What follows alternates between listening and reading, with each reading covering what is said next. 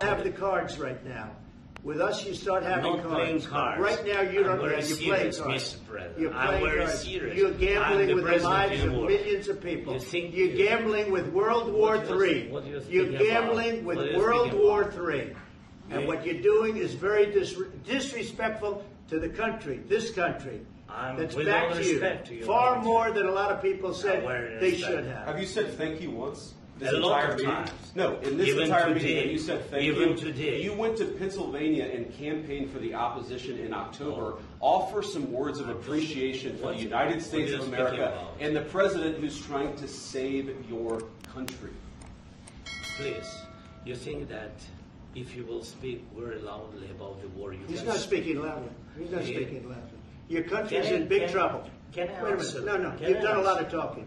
Your country is in big trouble. I know. You're not winning. You're not winning this. You have a damn good chance of coming out okay because of us. Mr. President, we are staying in our country, staying strong from the very beginning of the war. We've been alone, and we are thankful. I said thanks in this cabinet, and not only in this cabinet. We gave you, through this stupid president, $350 billion. We gave you military equipment, and you men are brave, but they had to use our military. If you didn't have our military equipment, this war would have been over in 2 weeks. In 3 days. I heard it from Putin. In 3 days. This is something maybe new. Less. In 2 weeks. Of course, yes. It's going to be a very hard thing to do business like this. Again, just say thank you. I said a lot of times to American people. Except that there are disagreements, and let's go litigate those disagreements rather than trying to fight it out in the American media when you're wrong. We know that you're wrong. But you see, I think it's good for the American people to see what's going on. I understand, sir. I think it's very important. That's why I kept this going so long. You have to be thankful. You don't have the cards. You're buried there. Your people are dying. You're running low on soldiers. Listen, you're running low on soldiers. It would be a damn good thing. And then you tell us, I don't want a ceasefire. I don't want a ceasefire. I want to go, and I want this. Look. If you could get a ceasefire right now, I tell you, you'd take it so the bullets stop flying and your men stop getting killed. Of course, we want to stop the war. But you're saying you don't want a ceasefire. But I said to you, I want a ceasefire. With guarantees. Because you'll get a ceasefire faster than an agreement. Ask our people about ceasefire. What they think. That wasn't with me. That wasn't with me. That was with a guy named Biden, who was not a smart person. That was with Obama. It was your president. Excuse me. That was with Obama, who gave you sheets, and I gave you javelins. Yes. I gave you the javelins to take out all those tanks. Obama gave you sheets. In fact, the statement is, Obama gave sheets and Trump gave javelins. You got to be more thankful, because let me tell you, you don't have the cards. With us, you have the cards. But without us, you don't have any cards. One more question to Mr. Vice President. I'm sorry. It's going to be a tough deal to make because the attitudes have to change.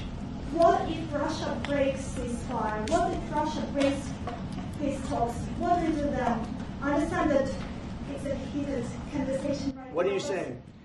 She's asking, what if Russia breaks the ceasefire? What if anything? What if a bomb drops on your head right now? Okay? What if they broke it? I don't know. They broke it with Biden because Biden, they didn't respect him. They didn't respect Obama. They respect me. Let me tell you, Putin went through a hell of a lot with me. He went through a phony witch hunt where they used him and Russia.